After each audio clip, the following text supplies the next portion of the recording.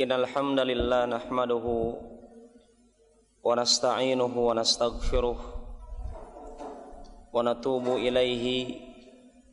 Na'udzu billahi min syururi anfusina wa sayyiati a'malina. May yahdihillahu fala mudhillalah wa may yudlilhu fala hadiyalah. Wassalatu wassalamu ala Rasulillah wa ala alihi wa ashabihi wa man tabi'a hudahu ila qiyamis sa'ah, amma ba'd.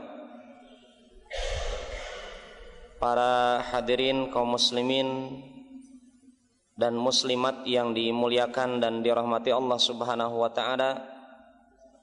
Assalamualaikum warahmatullahi wabarakatuh.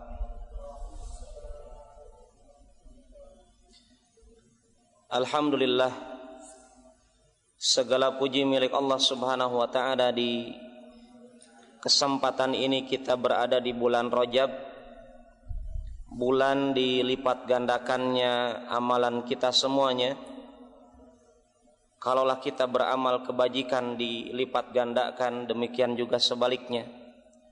Maka semoga pertemuan ini merupakan di antara sarana dan usaha kita semuanya untuk mengisi bulan dilipat gandakannya amalan kita ini dengan memanfaatkannya, mengisi waktu kita dengan mendengarkan kajian.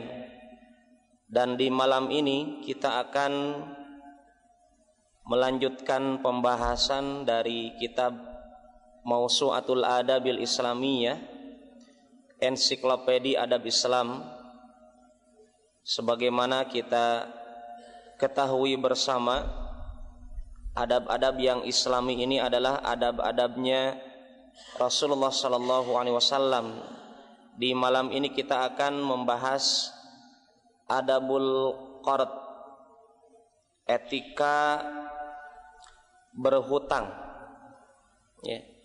Etika di dalam berhutang, karena sebagai manusia kita mungkin karena terpaksa dalam suatu kondisi kita mesti berhutang, tetapi seringkali umat Islam ini yang sudah tahu bahwasanya semua yang kita kerjakan itu ada aturannya, sampai kepada masalah berhutang.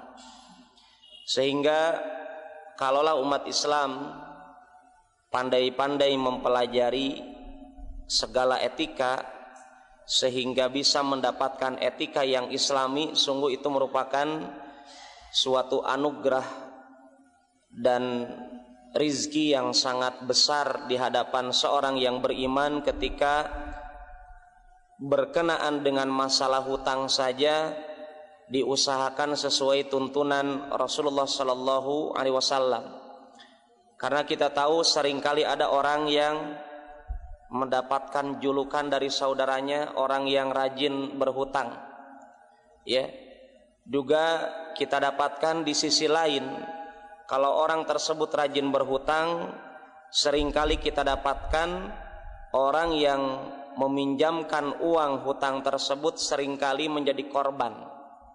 Dan Islam datang untuk rahmatan lil alamin. Islam datang untuk memberikan rahmat kepada kedua belah pihak, khususnya dalam masalah hutang dan dihutangi. Ya, menghutang dan dihutangi. Fa ikhwani wal akhwat, secara hukum asal hutang itu adalah mubah, ya, diperbolehkan. Sebagaimana kita dapatkan di dalam kisahnya baginda Rasulullah sallallahu alaihi wasallam di dalam hadis riwayat Imam Bukhari, bahwasanya beliau pernah suatu saat membeli makanan, ya, tetapi membeli makanan ini ila ajalin, dengan bentuk berhutang, ya, dengan bentuk berhutang dari orang Yahudi. Jadi mari kita lihat bagaimanakah hutang yang Islami yang dilaksanakan oleh Rasulullah sallallahu alaihi wasallam. Beliau berhutang, membeli makanan pokok, bukan es buah, bukan. Ya. Bukan buah-buahan, bukan, makanan pokok, makanan keseharian. Kita tahu bagaimana di dalam kesempatan yang lain pernah kita dapatkan sahabat Abu Bakar dengan Umar dengan diikatkan batu di perutnya, satu batu untuk dalam rangka mencari orang yang siap menjamu mereka berdua, kelaparan.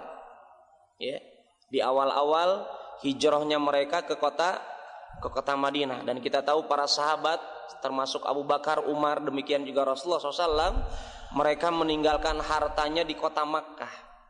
Ya, dan kita dapatkan Umar dengan Abu Bakar dalam kondisi kelaparan ini mencari orang yang siap menjamu mereka, dan mereka katakan, coba kita berjumpa dengan Rasulullah SAW. Ternyata didapatkan batunya lebih daripada satu. Ya, lebih besar rasa laparnya Rasulullah SAW daripada Umar dengan Abu Bakar As-Siddiq radhiyallahu anhuma. Ini menunjukkan ketika Rasulullah SAW dalam hadis riwayat Bukhari, beliau mencontohkan kepada kita berhutang kepada pedagang yang tatkala itu orang Yahudi. Beliau ini apa? Membeli makanan dengan berhutang, kemudian apa? Farahanahu dira'ahu. Kemudian Rasulullah SAW setelah wafat, beliau meninggalkan hutangnya tersebut dan beliau menjaminnya dengan melunasinya dengan baju besinya.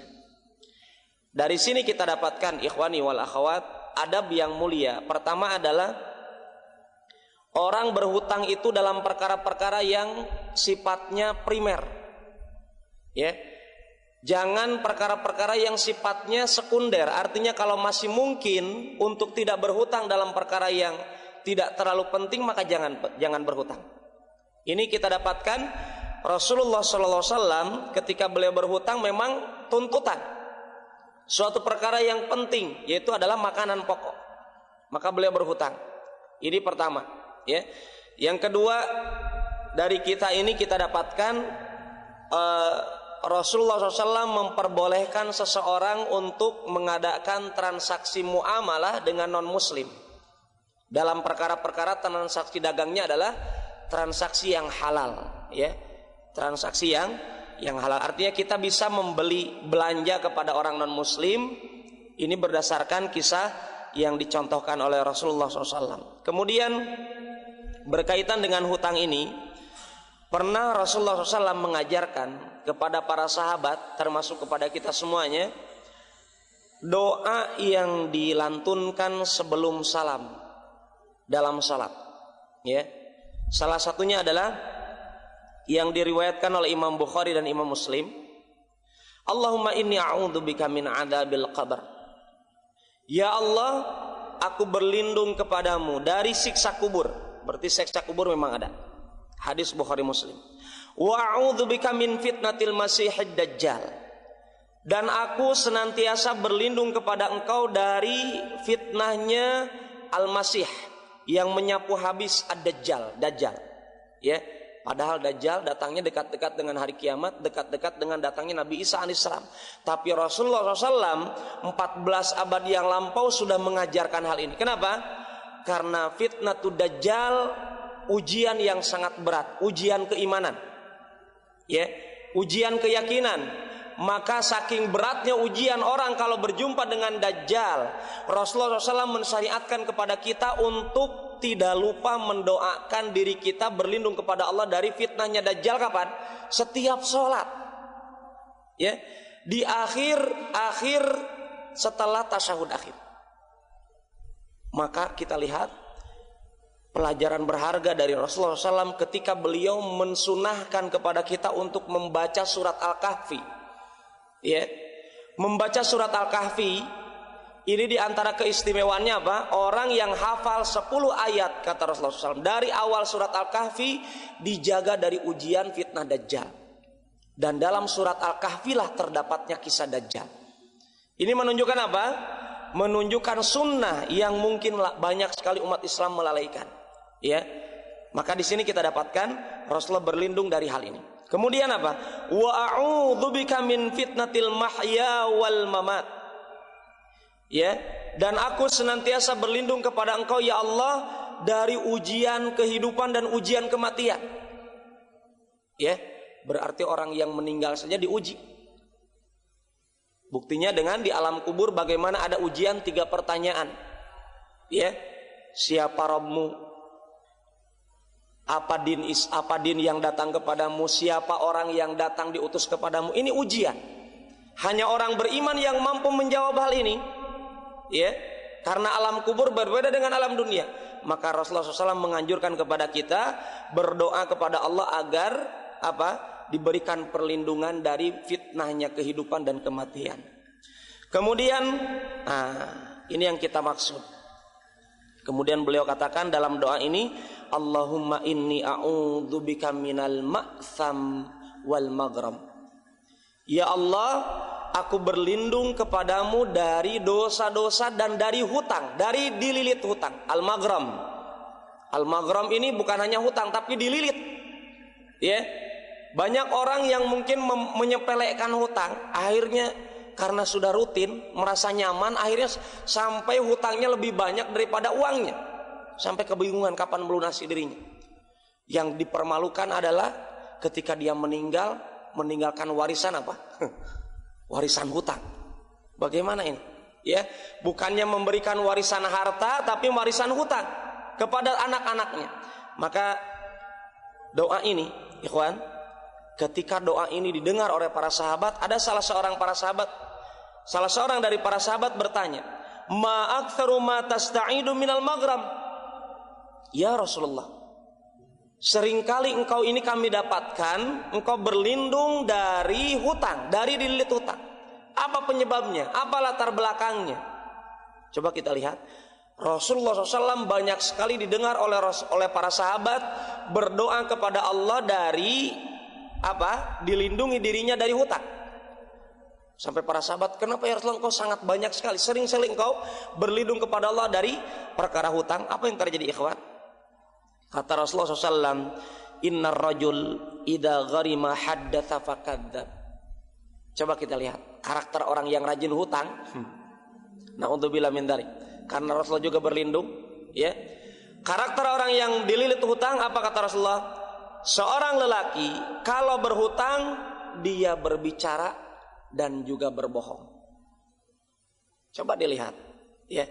Orang yang dililit hutang sudah jatuh tempo, ditanya, "Pak, ini, aduh maaf Pak, banyak maafnya."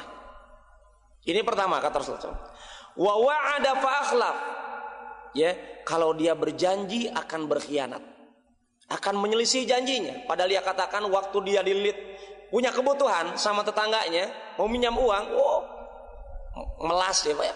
Artinya kalimatnya betul-betul kayak kucing disiram air. Artinya apa? Betul-betul orang yang miskin, wajahnya betul-betul membutuhkan kasih sayang, membutuhkan pertolongan tetangganya. Wajahnya betul-betul wajah orang yang miskin, fakir. Sampai temannya itu, tetangganya betul-betul berusaha menolongnya. Dan dia katakan, saya akan lunasi Pak bulan depan tanggal sekian, dan jamnya juga ditetapkan. Bahkan saya akan datang sendiri ke rumah Bapak. Betul-betul janjinya banyak. Agar apa?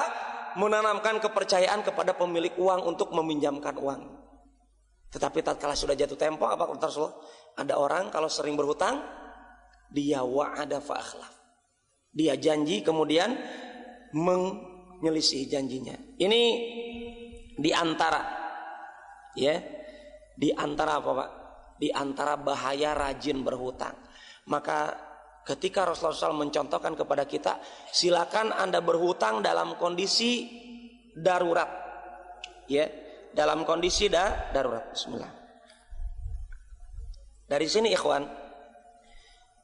cukup dari kisah ini saja kita dapatkan bahayanya orang yang rajin berhutang apa? Ketika hukum asalnya hutang itu apa? Mubah, boleh. Tapi kalau rajin berhutang berakibat dengan apa? Mengerjakan dosa-dosa besar. Berbohong, bukankah itu dosa besar? Ya, ini sebab akibat karena orang rajin berhutang. Maka ikhwan, marilah kita berusaha untuk melihat etika-etika yang mesti kita pelajari bersama ketika berhutang. Artinya mungkin termasuk diri saya pribadi ataupun Anda saat ini yang hadir, yang mengkaji. Karena al-Islamu itu, Islam apa? Sebagaimana kata Rasulullah SAW, al-Islamu, al-Qur'anu hujjatun laka au alaik. Quran itu kata Rasulullah apa? Hujjah bagi kalian, pegangan hidup kalian. Atau bisa jadi itu Al-Quran menjadi hukum, menghukumi perbuatan kalian. Ya, terkadang kita bisa berpegang dengan Al-Quran, menyelamatkan diri kita dengan Al-Quran, tetapi dalam sisi lain terkadang kita memang dihukumi memang dengan Al-Quran. Maka di sini kita ingin menyebutkan beberapa poin sebelum saya sebutkan 3 bahaya besar orang yang rajin berhutang. Pertama, etika berhutang. Berhutanglah dalam kondisi darurat. Ini yang tadi telah kita sebutkan, ya. Dalam perkara-perkara yang memang dibutuhkan untuk kita berhutang, kalau masih mungkin untuk tidak, maka jelas itu lebih mulia di hadapan Allah dan Rasul. Kedua, orang ketika hendak berhutang tolong diniatkan untuk melunasi. Karena berhutang bagian daripada ibadah dan dihalalkan. Diniatkan untuk melunasi. Kenapa? Terkadang ada orang berhutang itu betul-betul hanya untuk apa? Mendolimi saudaranya, mengambil haknya, mengambil hartanya, dengan mengatasnamakan Islam berhutang. Padahal dia tidak ada niat untuk melunasi. Ini dolim. Kenapa demikian? Dikarenakan ikhwan dan akhwat yang dimuliakan oleh Allah Subhanahu wa taala, Rasulullah SAW mengatakan dalam hadis riwayat Bukhari dari sahabat Abu Hurairah, man akhadha amwalan nas, barang siapa orang mengambil harta manusia, dan hutang kan bagian daripada mengambil harta manusia, yuridu adaaha addallahu anhu. Coba dilihat, ketika seseorang mengambil harta saudaranya, dalam konteks saat ini adalah berhutang, kan mengambil harta dari saudara kita, tapi dia niatkan untuk melunasinya, maka Allah akan memudahkan dirinya untuk melunasi hutang tersebut. Sebab niat itu berakibat kepada apa? Kemudahan dari Allah. Inilah kemarin kita ingatkan pentingnya niat dalam ibadah. Ya, ketika kita yakin hutang itu diatur oleh Rasulullah sedemikian rupa, maka kita yakin itu ibadah. Maka tolong, ketika Anda yakini hutang itu bagian daripada ibadah, niatlah ketika Anda memang harus butuh berhutang, niatkan ikhlas karena Allah untuk melunasi hutang tersebut. Ada jaminan dari Rasulullah SAW, maka Allah akan memudahkan, membantu dirinya untuk melunasinya. Waman akhada yuridu itlafaha atlafahullah. Barang siapa orang yang mengambil harta saudaranya untuk niatnya membinasakan saudaranya, menghancurkan harta saudaranya, maka dirinya akan dihancurkan, dibinasakan oleh Allah dengan sebab hutang tersebut. Ya, ini jaminan dari Rasulullah SAW. Artinya tolong bagi Anda yang ingin berhutang, niat meminta kepada Allah, ya, yang maha tahu bagaimana cara melunasi hutang Allah, memudahkan hutang Allah, mensyariatkan adanya hutang juga Allah. Maka niatkan dengan ikhlas agar dimudahkan oleh Allah Subhanahu wa taala. Kemudian berusaha berhutang kepada orang yang baik. Tolong ini jangan karena Anda sudah stres, mungkin kebingungan karena sulit, kemudian Anda buta mata, tidak tidak pilih siapa yang mau diambil uangnya, dipinjam uangnya, pokoknya saya butuh, kemudian ada orang, ternyata ujung-ujungnya apa? Kita sedang panik, kemudian pinjam uang tersebut, ya kesempatan, ternyata apa Pak? Bulan depannya ternyata kita tahu itu orang rentenir tulen, ya, yang mempraktekkan riba. Mungkin kita nih awalnya hutangnya karena kepepet 1 juta, jadinya 2 juta dan seterusnya. Rentenir, praktek riba. Maka pesan penulis tolong diingat kepada orang yang berhutang, yang akan berhutang, pilih-pilih orang yang soleh. Ya, pilih-pilih orang yang soleh. Kenapa? Karena hutang bagian daripada aib kita. Kalau yang kita pinjam uangnya orang yang baik, maka aib kita akan ditutupi oleh saudara kita yang meminjamkan uang kepada kita.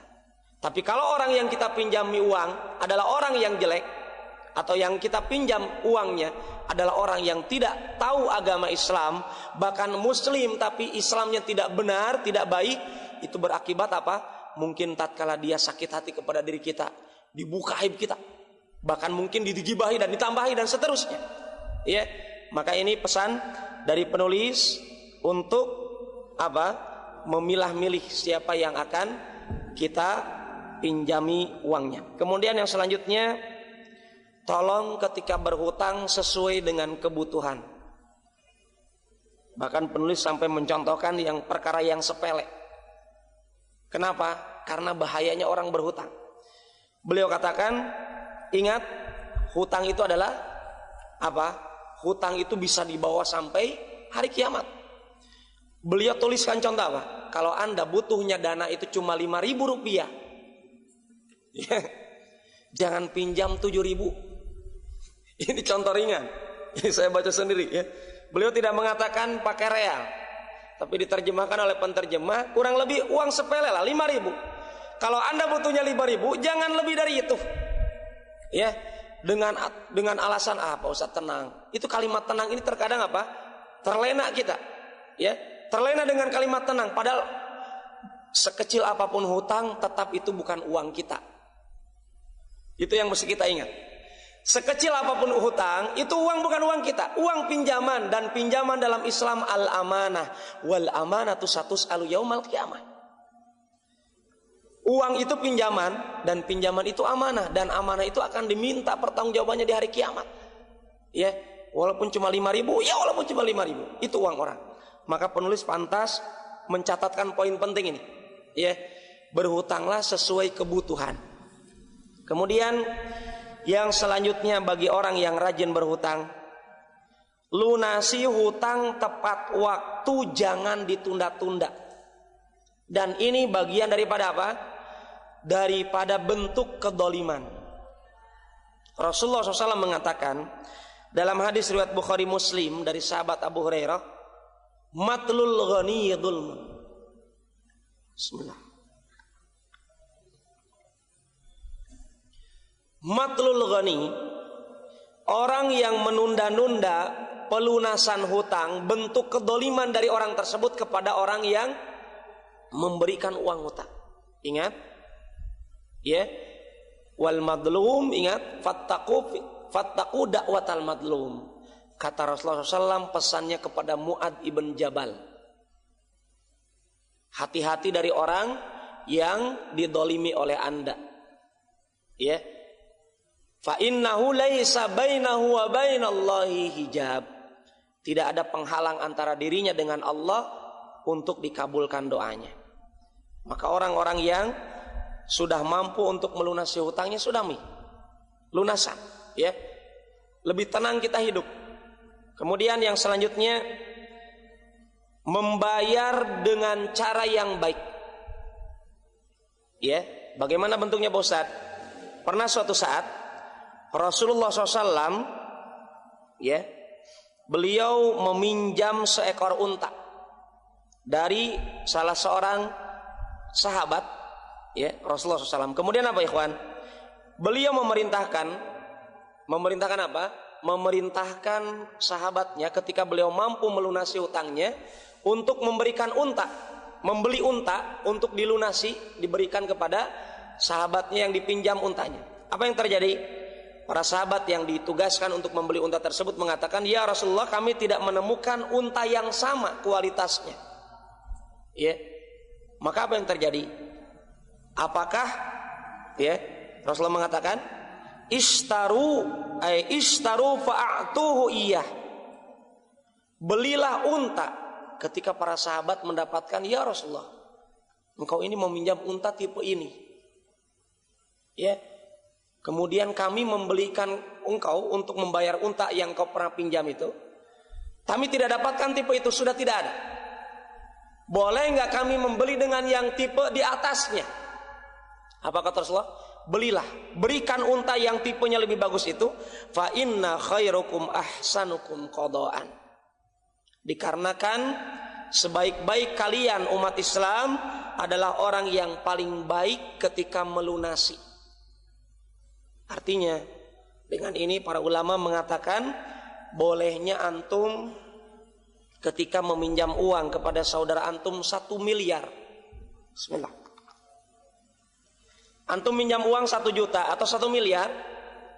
Tatkala sudah jatuh tempo dan antum mampu melunasinya, diperbolehkan antum membayarnya lebih daripada 1 miliar atau 1 juta itu.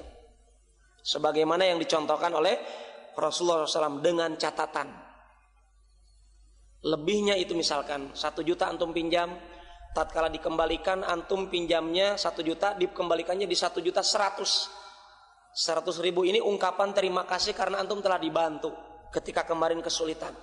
Catatan 100 ribunya ini halal diambil oleh saudara anda yang meminjamkan uang itu 1 juta itu, dengan catatan orang tersebut di awal akad meminjamkan uangnya 1 juta ini tidak pernah mensyaratkan harus mengembalikan 100 ribu lebih, 1 juta lebih 100 ribu.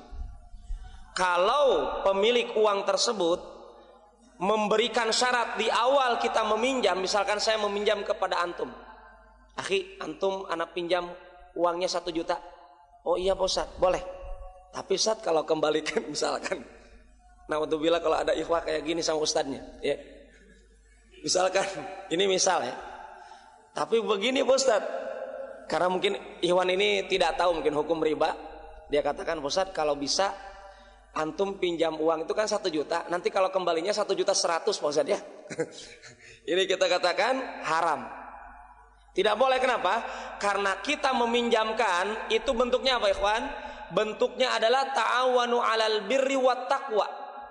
Tolong menolong dalam kebaikan dan ketakwaan. Dan ikhwan dan akhwat yang dimuliakan Allah Subhanahu wa taala, hadis yang lain yang disebutkan oleh Rasulullah SAW, ada seseorang ketika dia berhutang, kemudian orang pemilik uang tersebut sudah memahami, oh orang ini yang berhutang ini jatuh tempo. Kemudian bagaimana? Ketika orang yang berhutang ini jatuh tempo, belum bisa melunasi betul-betul karena Allah persempit dirinya. Allah katakan apa? Faman kana minkum du'usratin fanadiratun ila maisarah. Allah katakan apa? Kalau di antara kalian yang berhutang kemudian tidak mampu melunasi hutangnya tatkala jatuh tempo, maka pemilik uang tersebut Allah katakan fanadiratun ila maisarah. Tunggulah orang tersebut yang memang belum sanggup membayar hutangnya, bukan strategi, ya, bukan siasat agar mengakhir-akhiran hutang. Memang belum sanggup. Apa kata Allah? Fanadiratun ila maisarah. Tunggu dia sampai kami ini Allah memberikan kemudahan untuk melunasi. Maka apa kata Rasulullah SAW? Anda ketika sabar menunggu orang tersebut karena tidak mampu membayar hutangnya tatkala jatuh tempo, setiap harinya orang tersebut yang belum bisa melunasi hutangnya bagi Anda dicatat amalan sedekah. Jadi subhanallah, Anda diharamkan riba dalam masalah rentenir hutang mengutangi ini. Ketika saudara Anda dililit hutang untuk melunasi kepada diri Anda belum sanggup membayarnya, tolong Anda yang menghutangkan uang Anda kepada saudaranya apa? Bersabar.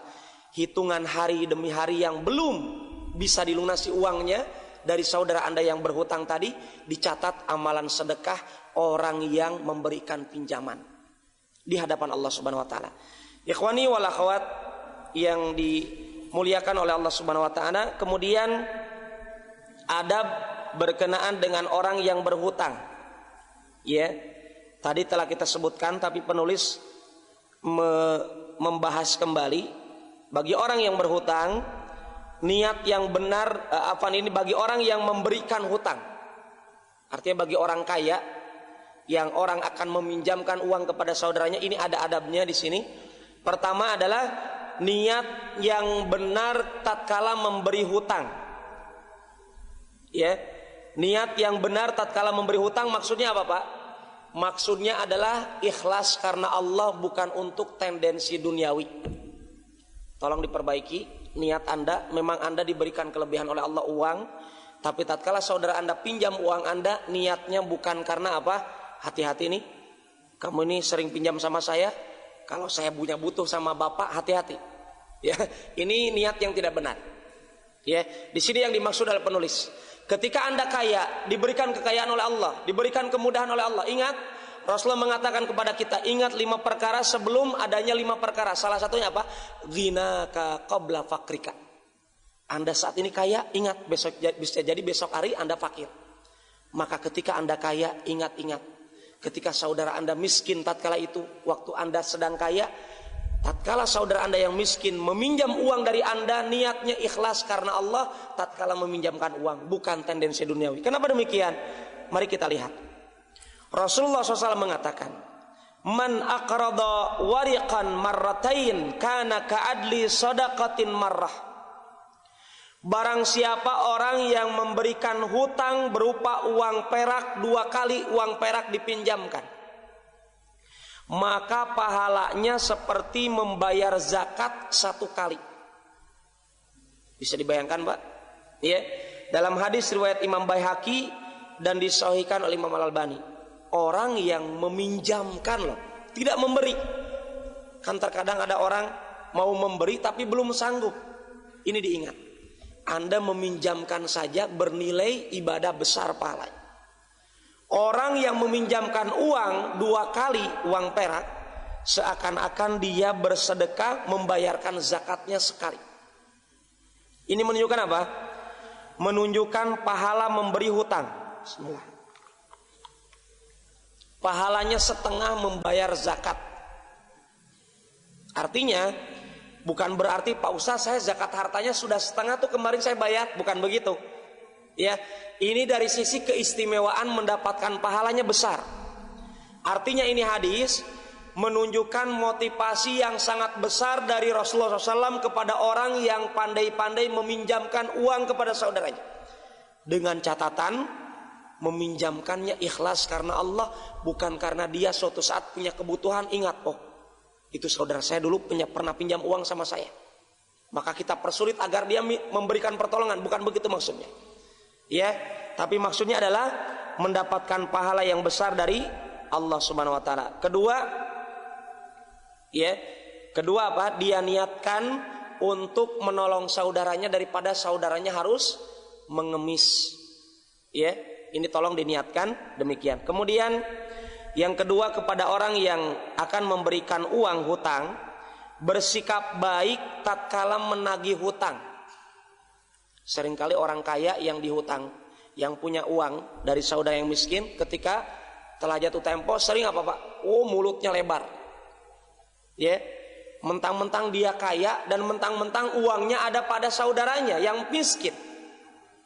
Dia pokoknya aibnya dijelek-jelekan, dibuka-buka. Gara-gara apa? Saudaranya itu hutangnya setelah jatuh tempo belum sanggup bayar, kemudian dicerca dan seterusnya. Ini tidak baik. Ini etika yang tidak benar. Rasulullah SAW katakan, adkhalallahu azza wa jal al jannah.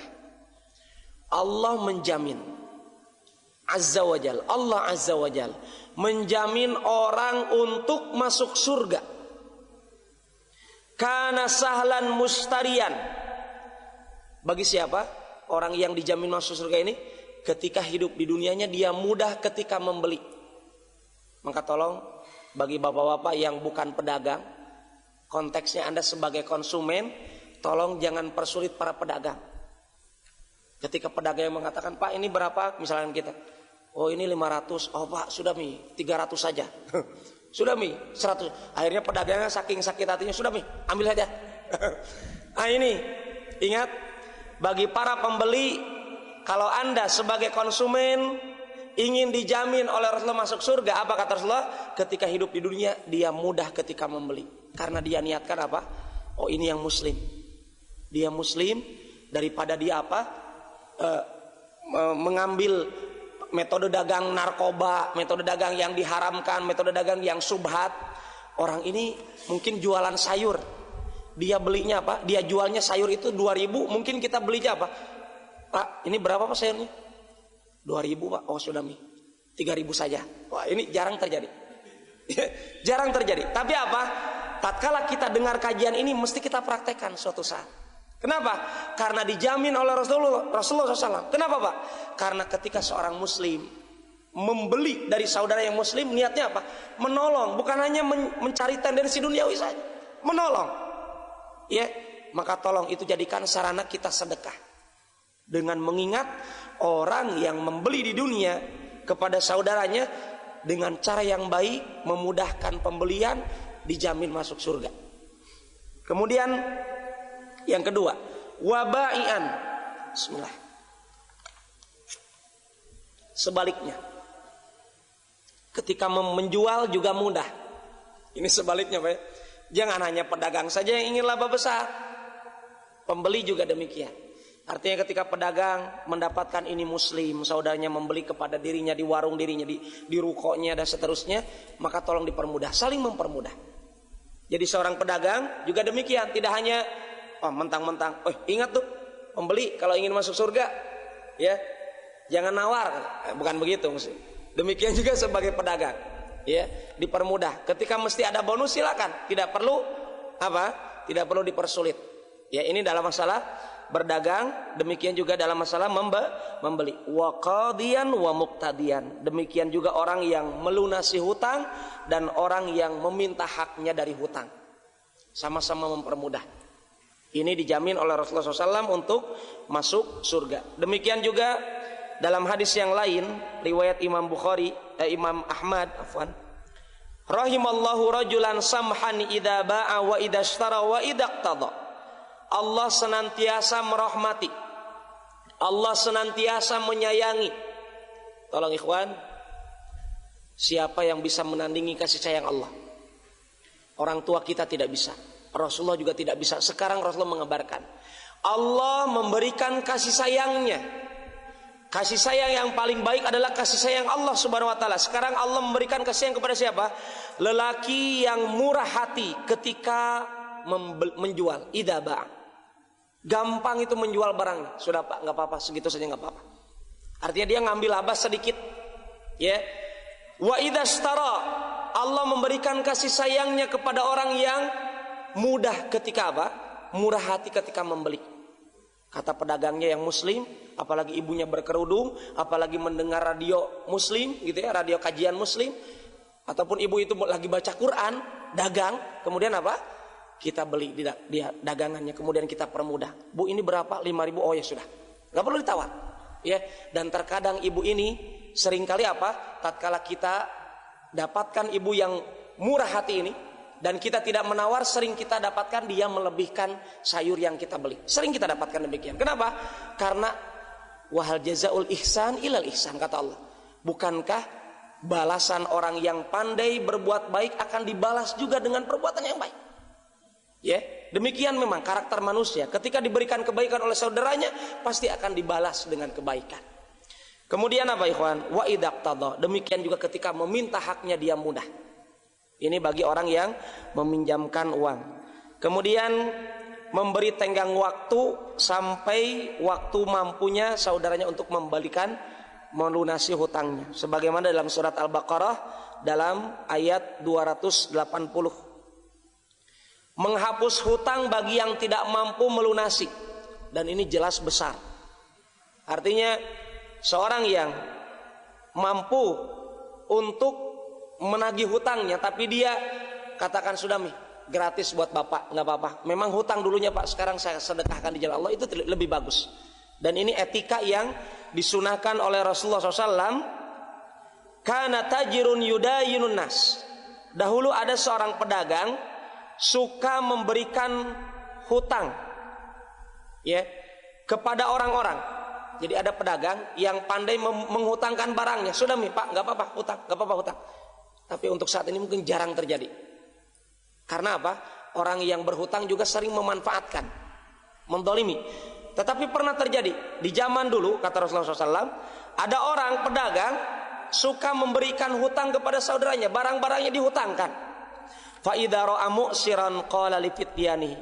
Maka ketika orang ini, pedagang ini mendapatkan yang berhutang itu sulit, maka dia katakan kepada kepada pegawainya, tajawazu anhu. Sudahlah, maafkan saja, biarkan saja hutangnya, diikhlaskan saja. La'allallah an yatazawaza anna. Moga-moga Allah memaafkan kita. Maka apa kata Rasulullah? Fatajawazallahu anhu. Maka Allah memaafkan dosa-dosa orang pedagang tersebut yang punya dosa. Dengan sebab apa? Dia memberikan hutangnya kepada saudaranya. Ini menjadi sebab dosa kita diampuni oleh Allah Subhanahu wa taala. Kemudian selanjutnya ikhwan dan akhwat, adab umum berkaitan dengan hutang tolong ditulis.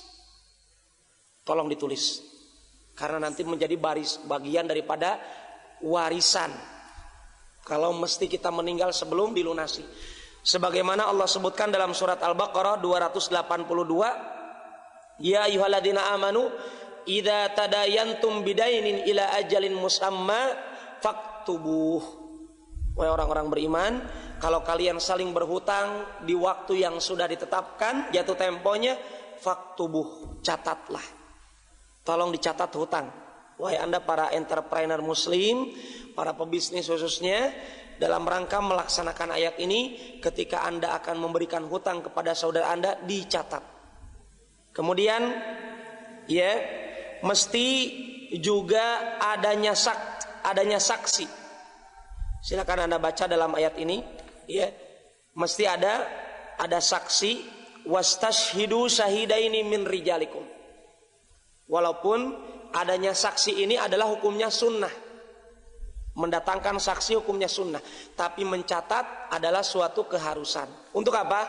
Untuk memberikan keamanan di hari kemudian. Kalau ada orang yang berhutang sering mengatakan, tidak, saya nggak hutang. Kapan? Saya lupa tuh, kayaknya nggak ada itu.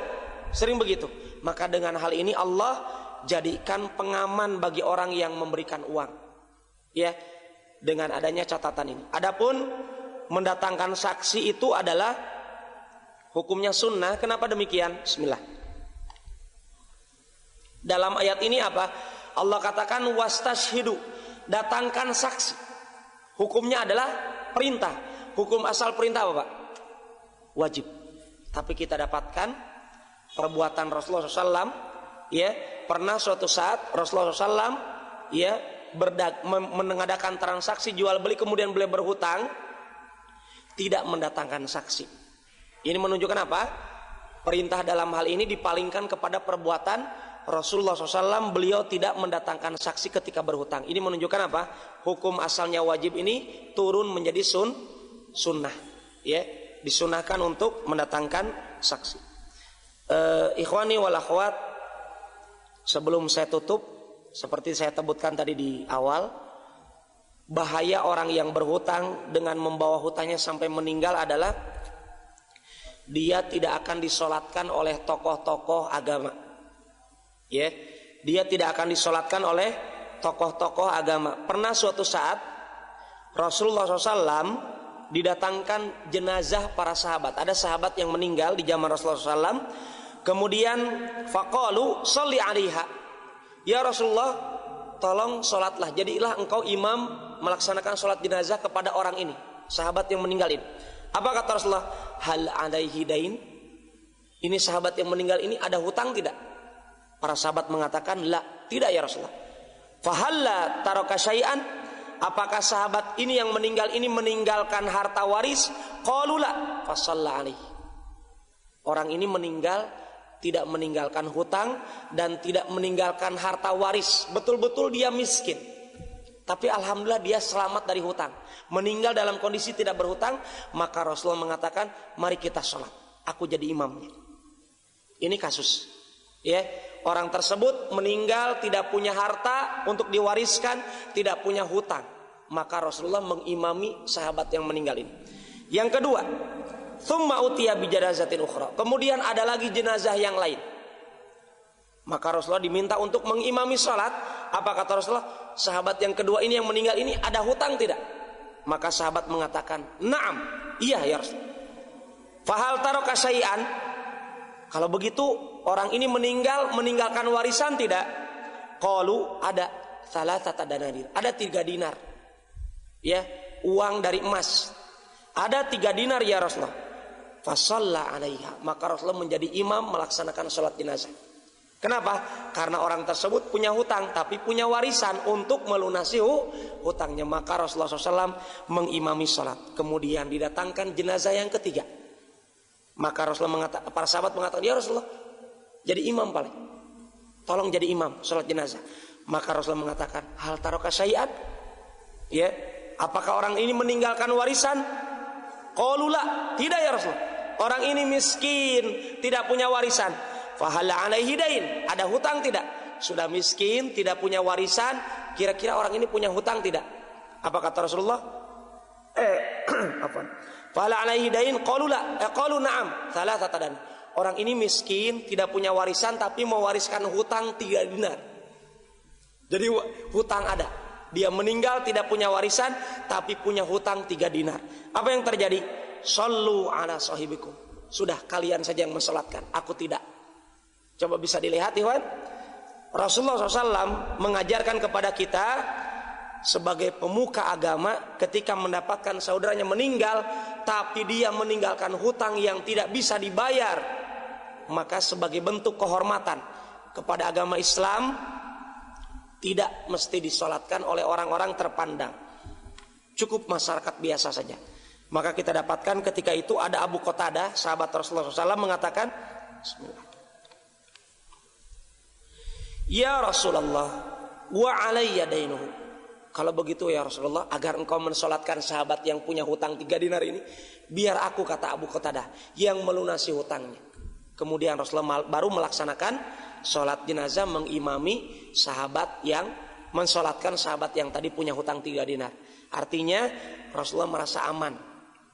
Ini pengajaran dari Rasulullah kepada orang yang berhutang. Kemudian orang yang dililit hutang, dosa-dosanya tidak akan diampuni sampai dilunasi hutangnya. Hal ini dalam hadis riwayat Muslim. Kalau tadi kisahnya dalam hadis riwayat Bukhari,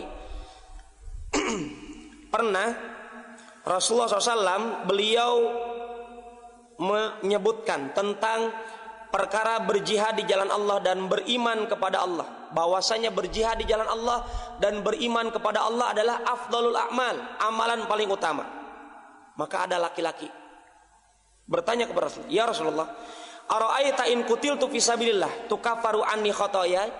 Ya Rasulullah, bagaimana pendapat Anda kalau aku ini terbunuh, mati syahid di jalan Allah, kira-kira dosa-dosaku itu dihapus tidak dengan sebab aku terbunuh di jalan Allah, mati syahid?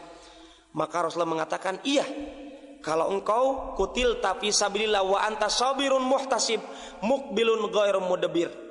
Kalau engkau terbunuh syahid di jalan Allah, engkau sabar mengharap pahala dari Allah, engkau menghadapi musuh, tidak berlari dari musuh, engkau berjihad di jalan Allah, maka engkau diampuni dosa-dosamu.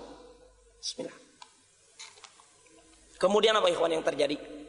Sahabat ini dengan sebab mati syahid misalkan di Suriah memerangi orang Syiah, di Palestina memerangi orang Yahudi, mati syahid di jalan Allah, dia sabar mengharap pahala dari Allah, dia betul-betul dengan berperang penuh keberanian, maka dosa-dosanya akan diampuni. Kemudian Rasulullah tidak diam, beliau katakan, kaifa qulta, coba diulangi lagi, ucapan kau itu diulangi lagi, ya, agar dosamu itu diampuni oleh Allah, dihapus oleh Allah. Coba diulangi, syarat yang kau sebutkan apa? Apa kata orang ini? Bagaimana pendapat engkau ya Rasulullah, kalau aku terbunuh di jalan Allah mati syahid, kira-kira dosaku itu diampuni tidak dengan sebab mati syahid? Apa kata Rasulullah? Naam, iya, dosamu diampuni kalau engkau sabirun muhtasib, engkau sabar dan mengharap pahala dari Allah, mukbil ghairu mudbir, engkau betul-betul menghadapi musuh, tidak lari dari musuh, illa dain, kecuali hutang. Coba lihat, kecuali hutang, walaupun engkau berjihad betul-betul mati-matian di jalan Allah, kecuali hutang. Fa inna Jibril alaihissalam qala lidari, karena Jibril alaihissalam mengatakan hal tersebut. Jadi hutang menjadikan sebab dosa-dosa orang tidak akan diampuni sampai hutangnya dilunasi. Maka tolong ikhwan, sebelum meninggal catat lagi. Ya, boleh jadi kita tatkala belum diberikan kemampuan untuk melunasi, kita dapatkan cucu-cucu kita, anak-anak kita bisa melunasi hutang kita. Ini menjadikan sebab dosa kita diampuni oleh Allah. Kemudian yang terakhir, orang tersebut tidak akan masuk surga sampai hutangnya dilunasi. Rasulullah mengatakan, man mata wa huwa bari'un min thalat, barang siapa orang yang meninggal dan terbebas dari 3 perkara, al-kibr, terbebas dari sombong. Al-ghulul, apa itu ghulul? Mengambil harta sebelum harta rampasan perang dibagikan. Terkadang ada orang apa Pak? Matanya sudah bersinar-sinar lihat harta rampasan perang. Kalau antum berperang kemudian ada harta rampasan perang, belum jatahnya dibagi kemudian antum ambil, itu adalah al-ghulul. Maka ini apa? Yang kedua, orang yang sombong, orang yang ngambil harta belum pada waktunya. Yang ketiga, hutang. Maka orang tersebut apa? Kalau terbebas dari 3 perkara ini, terbebas dari sombong, terbebas dari ghulul, terbebas dari hutang, dakhalal jannah, dijamin masuk surga. Hadis riwayat At-Tirmidzi. Demikian, semoga kajian singkat ini bermanfaat untuk kita dalam beretika melaksanakan hutang berhutang. Subhanakallahumma rabbana bihamdik, asyhadu an la ilaha illa anta, astaghfiruka wa atubu ilaik. Walhamdulillahirabbil alamin. Assalamualaikum warahmatullahi wabarakatuh.